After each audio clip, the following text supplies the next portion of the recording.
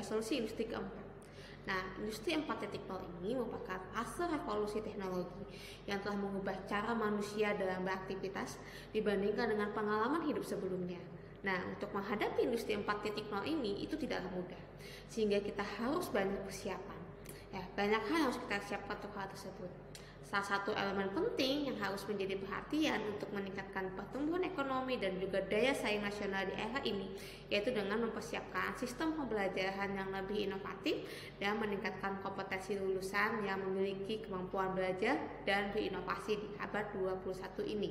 Nah, hal ini menyebabkan abad ini lebih terfokus pada spesialis tertentu, sehingga tujuan pendidikan nasional Indonesia harus terus diarahkan untuk menciptakan keterampilan dan sikap individu di abad ke-21. Nah, di abad ke-21 ini kita sering kali mendengar dengan nama 4C, yaitu keterampilan berpikir kritis, kreatif, berkomunikasi, dan juga berkolaborasi. Ya, nah, salah satu kompetensi yang cukup penting yaitu adalah keterampilan berpikir kreatif. Nah, di mana hal ini terkait dengan keterampilan yang menerapkan pendekatan baru untuk memecahkan masalah dan menjadi suatu inovasi.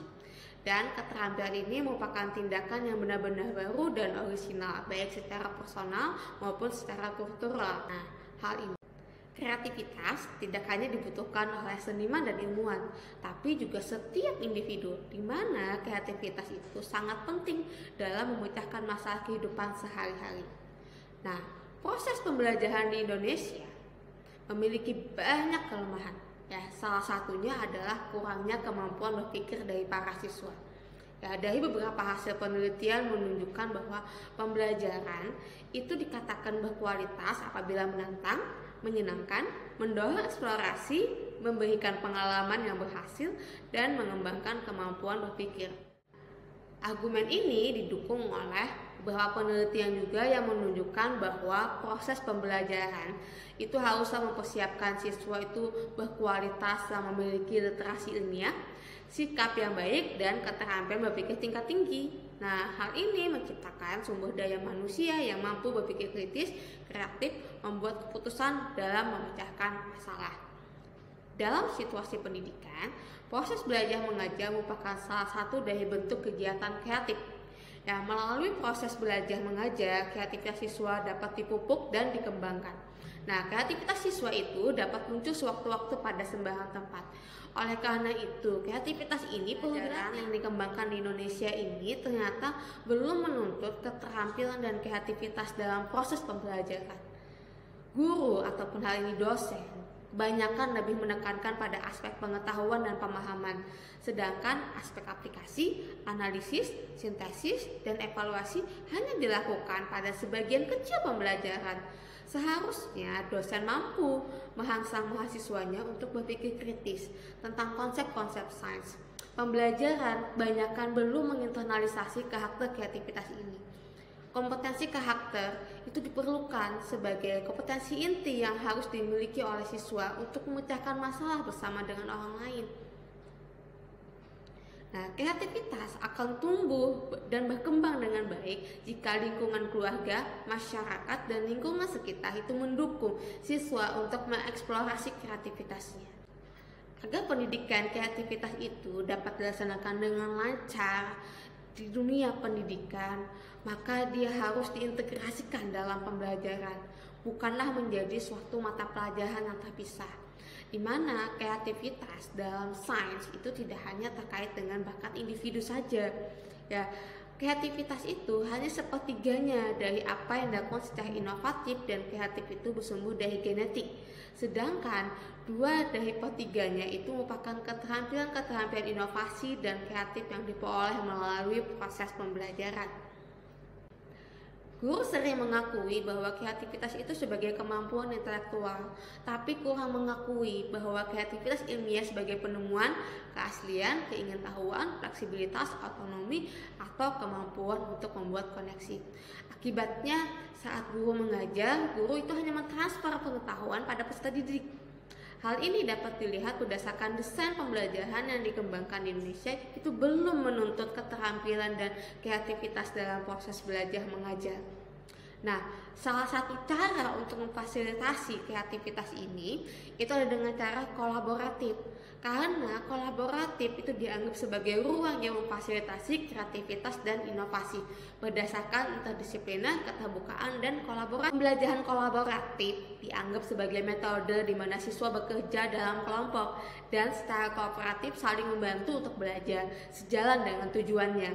Metode ini mengharuskan siswa untuk mengambil peran yang lebih aktif dalam pembelajaran. Pengajaran konsep pengetahuan secara kolaboratif ini punya banyak keuntungan, khususnya membantu siswa untuk berpikir. Nah, karakter kolaboratif mengharuskan siswa untuk berkelompok, saling bekerja sama, berdiskusi dalam kelompok, dan memiliki kemauan yang kuat untuk mengajarkan teman yang lain sehingga dapat menyamakan prestasi belajar siswa, mengurangi kesenjangan di antara siswa, serta mendapatkan manfaat dari pembelajaran kolaboratif. Nah, kreativitas itu dapat ditingkatkan dengan praktik kolaboratif berbagi pengetahuan. Nah, ada kecenderungan yang berkembang untuk mempertimbangkan kreativitas sebagai hasil dari aktivitas sosial dengan mengakui bahwa proses kreatif itu dapat terjadi interaksi individu dengan lingkungan dan orang lain juga. Nah, ada salah satu strategi yang telah dilakukan dalam salah satu penelitian di Korea, di mana model yang diterapkan adalah model kolaboratif problem solving for karakter, di mana model ini dikembangkan dan diterapkan untuk mengintegrasikan pendidikan karakter dengan mata pelajaran sains untuk menumbuhkan karakter melalui proses inkuisi ilmiah, sekaligus memberikan kesempatan kepada siswa untuk merekonstruksi sendiri pengetahuannya. Nah, yang pertama, untuk pendidikan berorientasi masa depan itu harus berfokus pada penguatan kompetensi yang dibutuhkan untuk manusia yang berbakat di masyarakat masa depan. Nah, penting tidak hanya pendidikan dasar untuk meningkatkan pendidikan karakter, tapi juga di tingkat perguruan tinggi, di mana memecahkan masalah melalui kerjasama melalui pendidikan karakter. Untuk memecahkan masalah yang dapat dihadapi siapa saja dalam masyarakat yang berubah, siswa itu harus dapat menyarankan solusi, membuat keputusan, atau mengembangkan strategi dengan mengumpulkan kecerdasan kolektif melalui interaksi, melalui komunikasi dengan orang lain. Melalui kelas kolaboratif problem solving for karakter, siswa mengatur kelompok, memahami anggota kelompok, mengumpulkan pendapat kelompok untuk mengambil keputusan melalui komunikasi, melalui interaksi, dan mengevaluasi tindakan mereka sendiri. Keterampilan memecahkan masalah kolaboratif.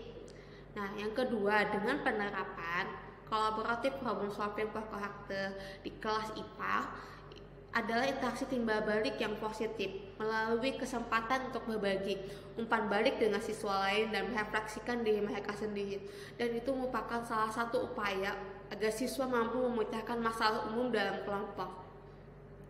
Nah, sebagai kegiatan pendidikan karakter yang dikaitkan dengan mata pelajaran yang sedang dikerjakannya.